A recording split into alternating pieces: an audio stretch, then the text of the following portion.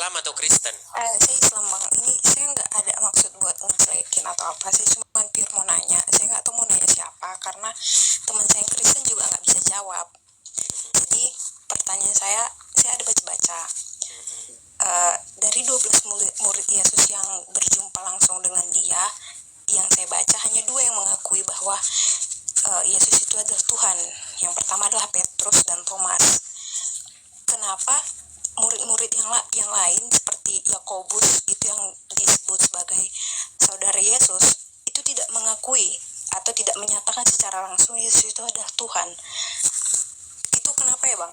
Baik, saya akan tampilkan Yohanes pasal yang ke-13 ayat 13. Saya tampilkan Yohanes pasal yang ke-13 ayat 13. Ini keseluruhan murid-murid ya, bukan 1 atau 2 seperti yang barusan Anda utarakan. Yohanes pasal 13 ayat yang ke-13. Tapi sebelum ke-13, saya mulai dulu dari ayat yang ke 10 ya. Jangan 10, nanti terlalu ini. 6 aja ya. Maka sampailah ia kepada Simon Petrus. Kata Petrus kepadanya, "Tuhan, engkau hendak membasuh kakiku?" Jawab Yesus kepadanya, "Apa yang kuperbuat engkau tidak tahu sekarang, tetapi engkau akan mengertinya kelak." Kata Petrus kepadanya, "Engkau tidak akan membasuh kakiku sampai selama-lamanya." Jawab Yesus, "Jika aku tidak membasuh engkau, engkau tidak mendapat bagian di dalam aku." Kata Simon Petrus kepadanya, "Tuhan, jangan hanya kakiku saja, tetapi juga tangan dan kepalaku." Kata Yesus kepadanya, "Barang siapa telah mandi, ia tidak usah membasuh diri lagi, selain daripada membasuh kakinya, karena ia sudah bersih keseluruhannya. Juga kamu sudah bersih, hanya tidak semua, sebab ia tahu siapa yang akan menyerahkan dia. Karena itu ia berkata, tidak semua kamu bersih." Sesudah ia membasuh kaki mereka, ia mengenakan pakaiannya kembali dan kembali ke tempatnya. Lalu ia berkata kepada mereka, "Mengertikah kamu apa yang telah aku perbuat kepadamu?" Nah ini, "Kamu menyebut aku guru dan Tuhan, dan katamu itu tepat. Memang akulah guru dan Tuhan." Jadi kata-kata ini mengkonfirmasi bahwa yang menyebutkan Yesus sebagai guru dan Tuhan itu bukan 1-2 orang saja. Cuman masalahnya begini, pembaca-pembaca, terutama Anda dan juga orang-orang yang lain tidak mengerti Tuhan itu apa. Karena mereka ini nggak pakai bahasa Indonesia. Waktu mereka ngobrol ini pakai bahasa Indonesia nggak? Enggak. Iya, nggak bahasa Indonesia. Mereka ketika ngobrol itu pakai bahasa Aram atau bahasa Syria. Bahasa Aram. Di dalam bahasa Aram, murid-murid menyapa Yesus itu dengan kata-kata Maran Yeshua. Kalau bahasa Jawanya itu Gusti Yesus. Kalau dalam bahasa Inggris, seandainya mereka orang Inggris, maka mereka akan memanggil Yesus dengan kata-kata My Lord. Kalau misalnya mereka orang Arab, maka murid-murid akan memanggil Yesus dengan kata-kata Robbi.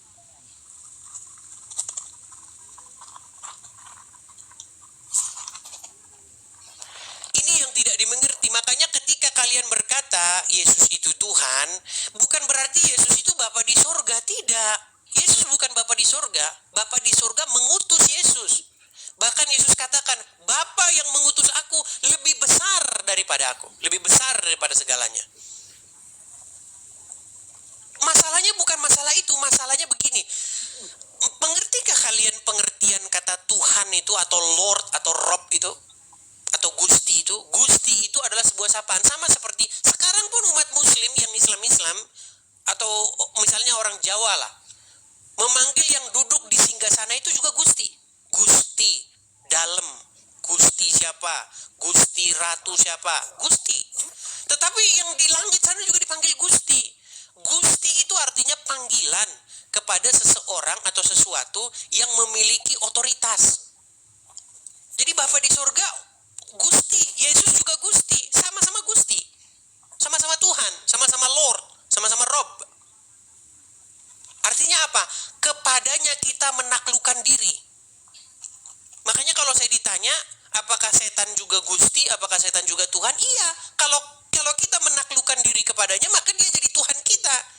Dia jadi yang punya otoritas atas kita.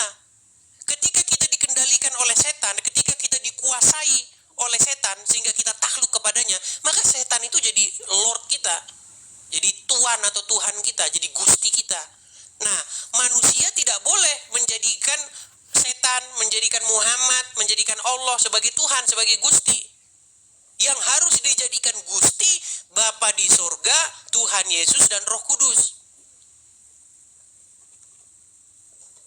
Begitu. Saya tidak tahu kalau Anda tidak paham-paham juga. Karena ini udah termasuk hal yang paling sering saya katakan. Tapi saya tanya dulu, paham nggak yang saya katakan? Sebenarnya saya paham, tapi nggak sepaham Anda, karena saya juga orang di luar dari agama Kristen, nggak mungkin saya langsung paham apa yang Anda bilang. Cuman pertanyaan saya tadi, Abang jawabnya terlalu panjang ya, jadi saya nggak terlalu masuk. Biar saya simpelin lagi jawabannya, dan tolong Abang jawabnya singkat aja. Ini saya benar-benar cuma ingin cari tahu, karena saya juga sebenarnya tertarik kenapa ada pertanyaan Kristen? Ini karena tertarik pengen jadi Kristen? Tertarik belajar dulu sebenarnya. Oh, belajar dulu, nggak apa-apa, ada step-step. Karena kan hidayah bisa datang dari mana aja. Pertanyaan ini karena saya belajar sebenarnya.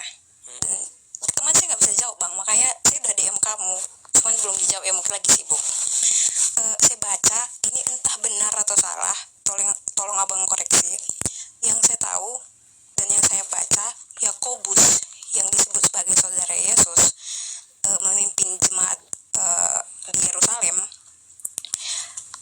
Kenapa dia mengakui bahwa ini di Taurat ya Bang, dia mengakui bahwa Yesus itu adalah Mesias, tapi Mesias yang bukan dianggap seperti di Kristen yang sampai menyandingkannya dengan Tuhan, yang menyamakan dengan Tuhan. Dia percaya Yesus adalah Mesias, tapi sebagai utusan Tuhan dan bukan Tuhan. Itu kenapa ya Bang? Ya, sebenarnya semuanya itu jelas kalau kita paham. Jadi di dalam Bible itu ada Tuhan, hurufnya besar semua. Kalau kita buka LAI, ada dia Tuhan hurufnya gede semua itu. T-nya besar, U-nya besar, H-nya besar, A-nya besar, N-nya besar. Ada Tuhan yang cuman T-nya aja huruf besar. Itu beda itu. Di dalam Lukas pasal yang kedua ayat 22, dan ketika genap umur 8 hari, maka ia disunatkan dan dia diserahkan kepada Tuhan.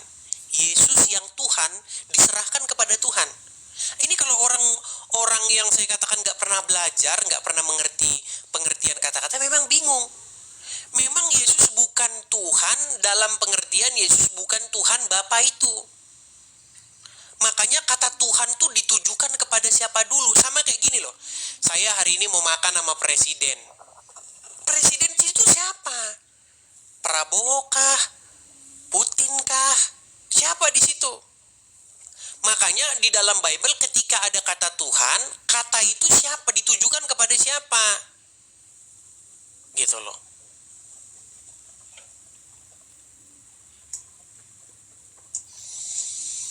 Kata Tuhan tuh gelar. Makanya begini, kita itu harus mengembalikan kata-kata itu ke dalam bahasa aslinya. Karena kita ini lagi nggak bahas buku yang memang aslinya berbahasa Indonesia. Kita lagi bahas buku yang buku itu aslinya berbahasa Ibrani, berbahasa Yunani, berbahasa Arab. Begitu. Makanya saya bilang begini, pesan saya kepada Anda, Dewi, ganti Tuhan. Kalau Anda Islam, ganti Tuhan Anda yang Allah dan Muhammad itu. Ganti Tuhan Anda. Karena yang mengendalikanmu itu Allah dan Muhammad. Itulah kenapa kalian itu pagi-pagi begini-begini, cuci-cuci. Itu kan kalian itu dalam kendali. Nanti kalian kalau punya uang pergi ke Arab, di Arab nyiumin batu. Yang buat kalian begitu tuh siapa? Yang buat kalian begitu tuh ya Allah dan Muhammad. Karena kalian itu menaklukkan diri kepada mereka. Ketaatan, ketundukan ketundukan dan kepatuhan kalian, kalian serahkan kepada dua orang ini. Dua sosok ini, Allah dan Muhammad. Karena umat muslim tidak bisa menundukkan diri kepada Allah kalau nggak menundukkan diri kepada Muhammad. Karena Muhammad ini adalah gambarnya Allah itu. Coba bisa nggak muslim taat sama Allah kalau nggak taat sama Muhammad? Nggak bisa. Makanya Allah dan Muhammad adalah satu. Nah, di dalam kekristenan bicara Trinitas itu begitu. Yesus itu adalah gambarnya yang tidak terlihat, gambar daripada yang tidak terlihat. Roh Kudus juga begitu. Jadi ketika kita menaklukkan diri kepada Roh Kudus, itu sebenarnya di detik yang sama kita menaklukkan diri kepada Bapa di surga. Jadi Roh Kudus dan Yesus itu bukan otoritas lain. Dia bukan ilah atau bukan Tuhan lain. Bukan Gusti yang selain daripada Bapa, tidak. Tapi dia itu, Roh Kudus dan Yesus itu adalah pengejawantahan, penyataannya. Jadi jangan dibilang ada 3 otoritas. Saya ngerti bang, bukan ada 3 otoritas. Saya juga udah belajar, udah sering baca, udah sering ngomong juga. Karena saya belajar Kristen bukan dari orang Islam itu sendiri. Saya belajar Kristen ya dari orang Kristen itu. Pertanyaan saya yang tadi sebenarnya agak kejauhan sih abang buat. Kenapa bisa Yakobus itu yang kayak saya bilang, dan ada juga pas di zaman Yakobus itu ada yang namanya Ebionit. Iya maaf bang, salah. Kenapa Itu sumber-sumber yang ada di luar Bible. sumber-sumber yang Coba ada dari mana Anda dapatkan sumber-sumber itu? Yakobus begini begitu dari mana? Tidak ada itu. Tapi banyak orang yang ngomong loh, katanya tes gimana ini? Ini Anda muslim betulan atau gimana? Saya muslim. Coba tes dulu, coba bacaan Al-Fatihah, coba. Auzubillahiminasyaitonirrajim. Bismillahirrahmanirrahim. Alhamdulillahirabbil alamin arrahmanirrahim maliki yaumiddin. Iyyaka na'budu wa iyyaka nasta'in. Cukup. Saya muslim, cuman karena Lahir muslim atau mualaf? enggak, saya muslim, saya orang Padang. Dari lahir? Dari lahir. Mama Padang, Bapak Padang. Saya cuman karena tertarik, jadi saya ada ngepost ayat Alkitab di postingan saya. Jadi mereka mikir saya Kristen ya. Saya karena tertariknya sama Kristen, makanya muncullah pertanyaan-pertanyaan yang sebenarnya ini dasar menurut saya ya. Dan saya harus dapat jawabannya. Karena kan saat kita mengimani apapun, kita nggak bisa cuma iman aja. Kalau nggak terjawab di akal saya nggak bisa terima. Betul. Tapi saya mau tanya tentang keislamanmu. Apakah kamu sudah mulai ragu-ragu dengan agama Islam? Jawab jujur. Kalau dibilang ragu, ada beberapa hal yang buat saya ragu. Contohnya itu soal poligami. Saya dengar beberapa ustadz bilang seperti ini. Tapi itu sebenarnya nggak relate untuk di tahun sekarang. Yang dibilang ayat itu diturunkan pada saat untuk mengurangin istri-istri mereka pada zaman dahulu. Kalau dibilang untuk mengurangin, sekarang kan mayoritas tidak banyak istri ya. Kenapa ayat itu masih bisa dipergunakan dengan alasan bisa dibilang untuk medis. Misalnya istrinya nanti tidak bisa memberikan keturunan. Banyak hal yang nggak bisa diterima di ayat itu. Tapi begini, saya mau tanya dulu, siapa Dewinta. Sebelumnya sudah sering nggak nonton Edis TV? Dari ayah sih. Oh, dari Terus, ayah. iya dari ayah. Terus saya dengar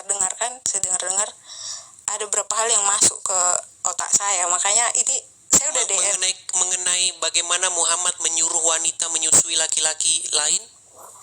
Itu belum, tapi ada beberapa hal yang abang Pantes bilang. masih Islam.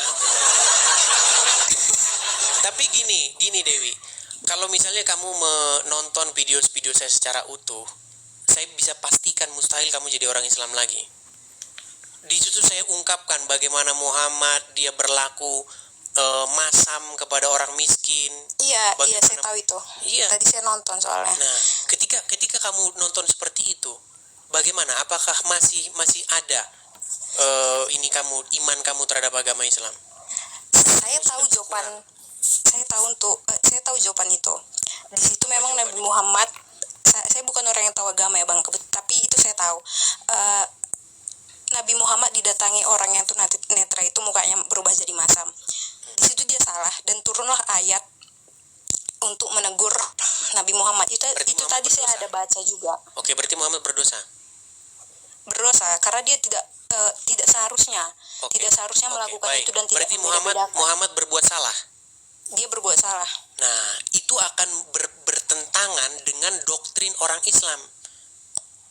Iya. Karena iya, apa? itu Karena bertentangan. dikatakan begini, barang siapa yang taat kepada Muhammad, itu adalah dia taat kepada Allah, betul? Bahkan dikatakan bahwa di Muhammad itu adalah tidak mengatakan sesuatu atau menghasilkan sesuatu kalau tidak wahyu. Jadi bagaimana mungkin di detik yang sama Anda katakan mengikuti Muhammad itu sama dengan mengikuti Allah, tapi di detik yang sama Muhammad berdosa? Ini sebuah yang tidak bisa diterima akal. Iya, dari situ saya juga dapat ilmu dari yang abang bilang tadi. Saya juga baru tahu bahwa Nabi Muhammad itu seseorang yang patut dicontoh dan mulia. Ternyata dia seperti itu. Dan saya cari tahu ternyata dia kenapa bisa kayak gitu, yang ada di pikiran saya, karena dia juga masih manusia biasa, dia bisa melakukan kesalahan, tapi nggak mention saya rasa kalau dia sebagai seorang apapun tindakannya itu kan dibilang di Islam orang yang mulia, dan apapun yang dia bilang, perkataannya, perbuatannya patut untuk dicontoh. Tapi di satu sisi dia ternyata masih berperilaku seperti itu. Itu juga saya baru tahu ternyata. Itu makanya artinya begini, mengapa orang yang seperti itu berbuat dosa, berkali-kali jatuh dalam dosa, lalu Anda tuhankan dia? Sebenarnya bang, kayak gini, ini saya berbicara sebagai orang muslim. Kalau sampai menuhankan manusia, di kami itu sebenarnya tidak ada. Tapi kenapa dia diagung-agungkan? Berarti dia tidak paham menuhankan. Sampai hari ini nggak paham. Bukan menuhankan. Tadi abang bilang kan, tadi abang bilang apa? Sorry. Kan Muhammad sudah Anda akui sebagai seorang yang berbuat salah. Iya. Sebagai seseorang yang berdosa. Bahkan Anda katakan dipertanyakan nih bagaimana ini diikuti, dijadikan suri toladan, betul? Iya. Nah, ketika Anda sudah mempertanyakan dia sebagai suri toladan, mengapa masih saja Anda menjadikan dia suri toladan atau mempertuhankan dia? Mempertuhankan itu maksudnya gini loh, menjadikan dia sebagai sosok yang kepadanya Anda mematuhkan diri Anda, menaklukkan diri. Justru karena itu saya belajar Kristen. Nah udah, makanya ganti Tuhan, ganti junjungan, ganti suri tauladan, ganti yang kepadanya Anda patuh taat. Itu maksudnya menjadikan dia sebagai Tuhan itu. Menjadikan Bapa di surga sebagai Tuhan bukan melantik dia jadi sang pencipta. Nggak ada gunanya kita melantik seseorang jadi sang pencipta. Karena sang pencipta itu tidak bisa kita lantik. Kalau dia sang pencipta, dia akan terus sang pencipta. Makanya kita tidak bisa ganti yang menciptakan kita. Tapi kita bisa ganti siapa Tuhan kita. Contoh, apakah Anda bisa mengganti siapa yang melahirkan Anda? Enggak. Apakah Anda bisa mengganti siapa pencipta Anda? Tidak bisa. Tidak bisa. Bisa nggak Anda ganti Tuhan Anda?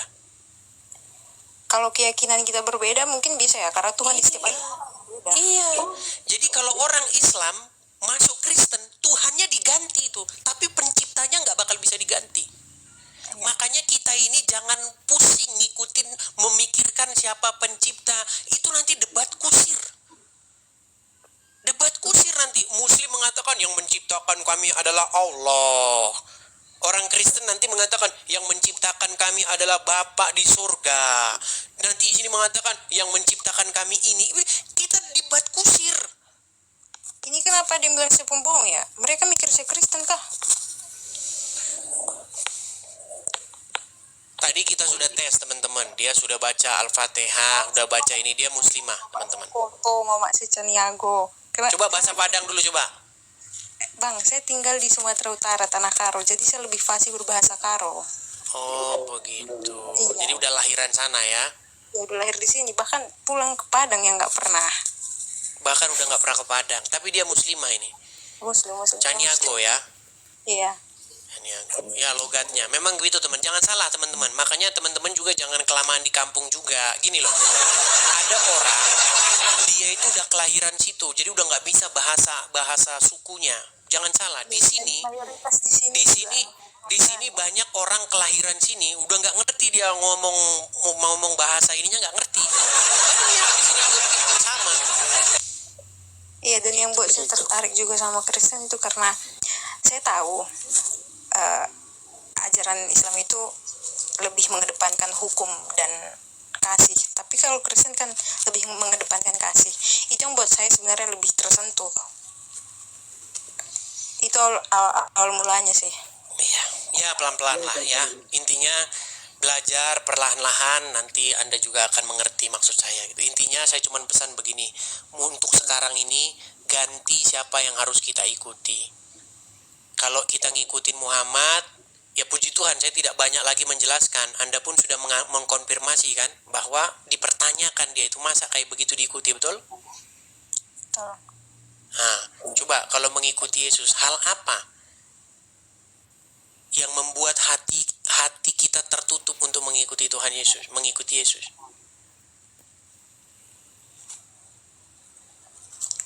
Begitu. Jadikanlah Yesus sebagai Tuhan, sebagai Tuhan di hidup kita. Maksudnya supaya dia itu memerintah.